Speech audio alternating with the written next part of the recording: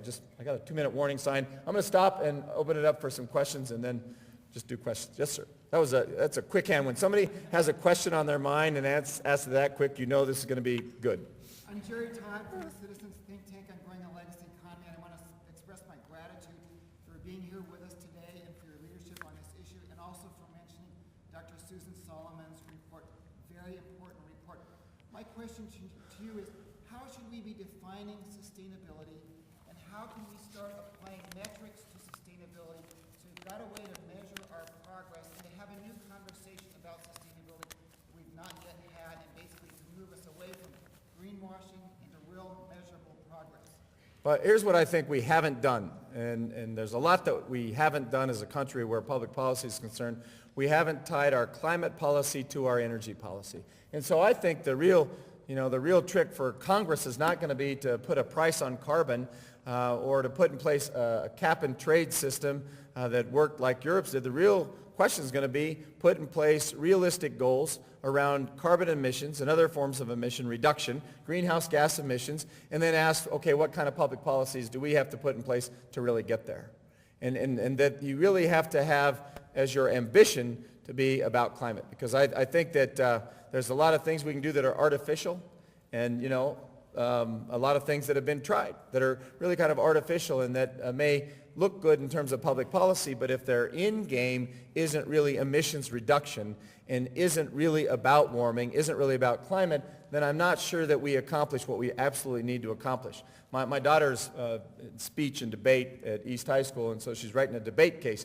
It's like when I was in science fairs, I'm a terrible scientist. I was a political scientist, and there are all these dads who build superconductors for their kids at science fairs. But she came home and asked me to help her write a debate case on sustainability. It's like, man, you're in my wheelhouse now.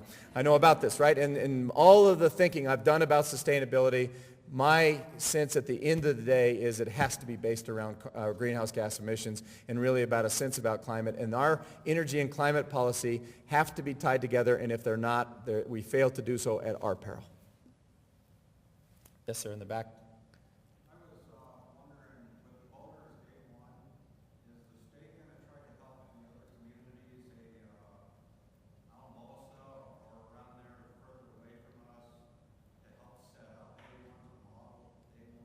Remind me what A1 is. I think that as a state, we'll do that. I mean, not as it relates to specific communities, but trying to incentivize that in communities.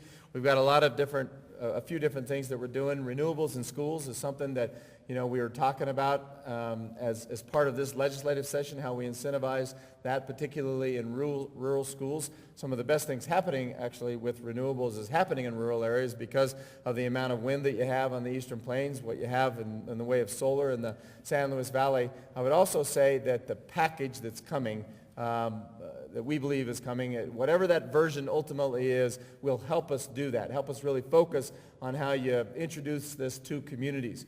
But there are a lot of communities that haven't, I think, published or well published the things that they are actually doing around the state that are really, fairly phenomenal work. So I'm at least a believer that we can do things that don't mandate communities to do that, but give them some assistance and do that, both from the state legislative perspective, but also as, hopefully when block grant money arrives, that's really about a clean energy future, that we as the state have some role in how that is divvied up.